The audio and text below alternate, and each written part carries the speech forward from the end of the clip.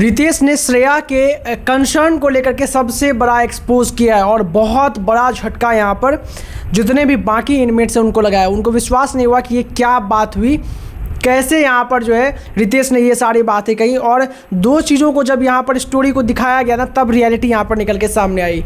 क्या चीज़ें हुई, कौन से दो वीडियो के बारे में बात की गई जो कि यहाँ पर इसी पूरे के पूरे सीजन में अभी तक हुआ है, सब कुछ बताएंगे आपको दोस्तों। कौन सा कंसर्न था यहाँ पर जिसको लेकर के बड़ा एक्सपोज हुआ है, सारी डिटेल देने वाले हैं इस वीडियो में। लेकिन दोस्तों वीडियो में आगे बढ़ने से पहले वीडियो को लाइक करके अपना सपोर्ट हम तक जरूर पहुँचाएं और कमेंट करके बताएं कि आपके फेवरेट इनमेट कौन है। क्या आपको दोस्तों श्रेया पसंद है? यस और नो लिखें।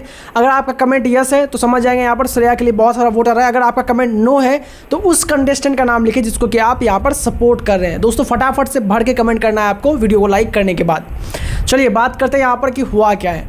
भाई इस जजमेंट डे पे बहुत सारे मुद्दों पे बात हुआ, बहुत सारी चीज़ों पे बात हुआ जो कि यहाँ पर इस पूरे वीक में हुआ है। और उनमें से कुछ ऐसे स्टेटमेंट थे जिसने बाहर में ऑडियंस का भी ध्यान काफ़ी ज़्यादा खींचा। ऑडियंस भी कुछ स्टेटमेंट्स को लेकर के एक्चुअली में बहुत ज़्यादा परेशान थे, कुछ चेहरों को लेकर के परेशान थे। मैंने देखा कि सबसे ज़्यादा लोग अगर कंसर्न और दुखी थे यहाँ पर तो माधुरी का उस दिन का एविक्शन को लेकर के था। इस पूरे वीक में सबसे ज़्यादा यहाँ पर किसी चीज़ को लेकर के अगर ऑडियंस को प्रॉब्लम था तो माधुरी का जिस तरीके से पूरा एविक्शन हुआ और जिस तरीके से श्रेया और शिल्पा जो कि उनकी दोस्त हुआ करती थी, वो जिस तरीके से जो है माधुरी की एविक्शन को प्लान कर रही थी या फिर ये मना रही थी कि भाई कुछ दिन झेल लेते हैं उसके बाद तो इसको जाना ही है, वो सब कुछ ऑडियंस के दिमाग में काफ़ी ज़्यादा यहाँ पर परेशानी क्रिएट किया। और इन सब के बीच में यहाँ पर जो है आपको बता दें कि एक और बड़ा मुद्दा यहाँ पर निकल के सामने आया जजमेंट डे पर। रितेश देशमुख ने बोला कि यहाँ पर कौन किसको लेकर के जो है कंसर्न है कि भाई उसके साथ गलत हुआ, उसके साथ गलत हुआ, तो सब अपने अपने फेवरेट का वहाँ पर नाम लिया। हर्षद, शिवांगी, हर्षद, धीरज,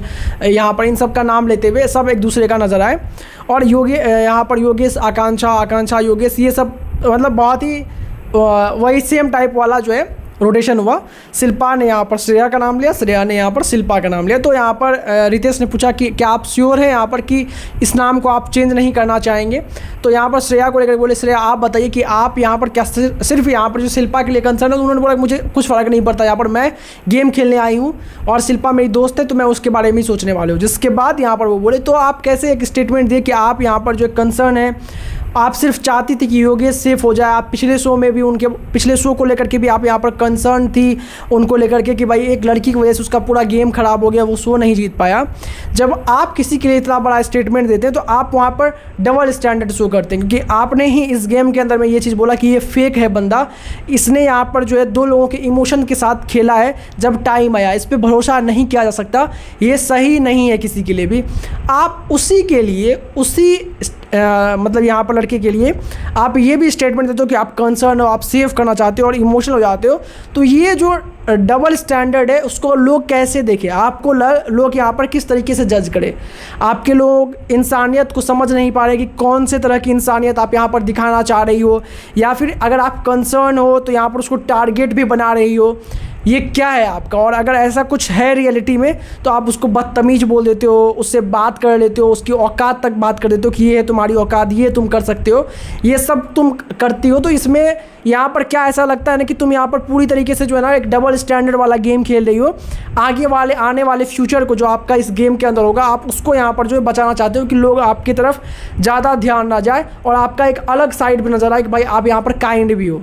ये कैसा है? जिसके बाद वो अपने आप को डिफेंड भी करती है। लेकिन एक बहुत बड़ा एक्सपोज होता है, क्या वो कंसर्न जो योगेश के लिए वो दिखा रही थी, क्या वो सब कुछ फेक था या फिर यहाँ पर उसमें कुछ रियलिटी थी? वैसे आपको क्या लगता है इस सब कुछ को, मामले को देखने के बाद, 3 वीक के जर्नी को देखने के बाद, कि क्या सच में यहाँ पर कहीं से भी आपको लगा कि श्रेया कंसर्न है योगेश को लेकर के या फिर उसका सिर्फ ये ड्रामा था? कमेंट करके जो बताएं। वीडियो को लाइक और चैनल को सब्सक्राइब करना बिल्कुल ना भूलें।